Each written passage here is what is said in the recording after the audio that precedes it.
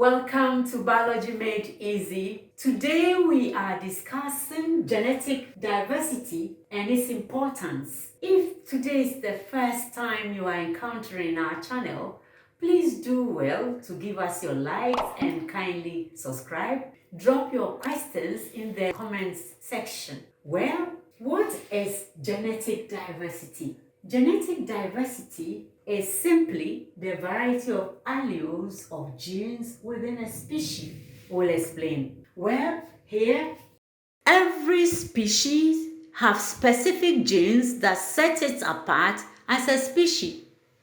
We have genes that every human being has, that when you see this fellow, you know it's a human being. Genes that set us apart. And then every species have alleles of genes and combination of the alleles that produce variation. So beside the genes, there are alleles of the genes. And we have discussed alleles in other lessons, so you have to check. Alleles are different forms of the same gene. If I have a gene for tongue rolling, I have its allele. This is a big and a small allele. For instance, human beings, you see, I have earlobes. All human beings have earlobes. So we have gene for earlobe, but we have different alleles for shape of earlobes. So as you can see, there are different earlobes in the population. Now, another example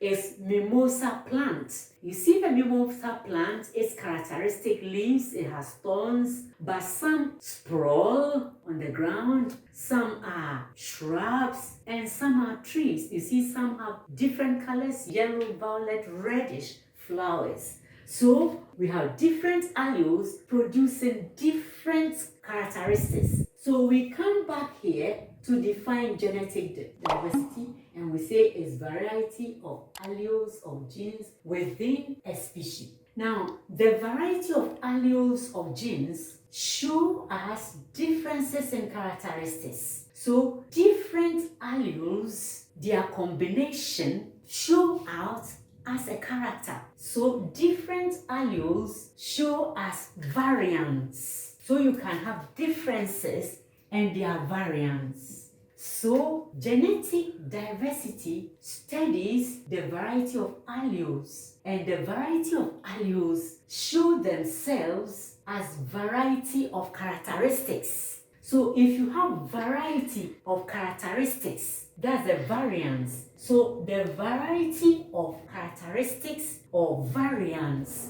of the same gene is what genetic diversity considers. And genetic diversity shows the ability of the species to adapt to changes in the environment. For instance, if I have a species, this is species 1. This species has 6 variants. This is one of them. One different forms, different individuals that have very different characteristics within the same species. So it has 6 variants. So this individual shows high genetic diversity. And so what that means is that this species, which has 6 variants, has high genetic diversity.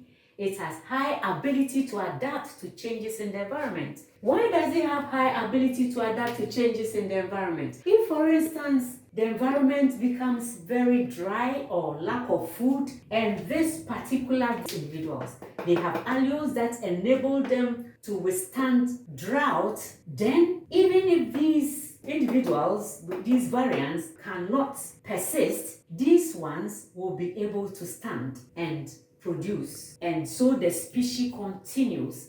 So species that have high genetic diversity have plenty of variants. They have high ability to adapt to changes in the environment. Then if you have a second species, and this species has only 2 variants, this individual will have a low genetic diversity, and this individual with a low genetic diversity, not much variance, is susceptible to changes in the environment. That's this species with very low genetic diversity is susceptible to changes in the environment, and species like this will need to be conserved. Let's get back to this one with the high genetic diversity. Such species in the ecosystem, they produce high resilience ecosystem. High resilience means that the ecosystem can bounce back after disturbance. Disturbance like floods, earthquakes that disturb the ecosystem. The ecosystem has high resilience because the variants are plenty. If these variants were not able to stand the shocks, these variants will have seeds that will be able to stand floods. Some have hard tester that could stand. Well, now let's look at the importance of study of genetic diversity. Well, one is for the conservation biologists and governments, because genetic diversity allows us to know what variants are there in the ecosystem, what variants are there of the species, and so areas that have high genetic diversity or species that show high genetic diversity in the ecosystem will have a high resilience. And species that have low genetic diversity, they can be endangered and so needs conservation. And conservation can be, germplasm can be preserved, and in plants, germplasm, you can have seeds, pollen, or cultured cells or callus preserved. Animal frozen sperms, embryos can be preserved. And then the importance of genetic diversity. Once the genetic diversity of a species is known, it's important information for breeders, and that will allow them to know the availability of different variants for crossbreeding, and so information of different variants that do well in various specific natural environments, so that agriculturists and breeders can take opportunity of that. Genetic diversity, knowing it, will help us to know what species is endangered. Very few varieties are left, or even only one variant of a species, then the species need to be conserved. So this is where we end for today. Thank you very much and goodbye.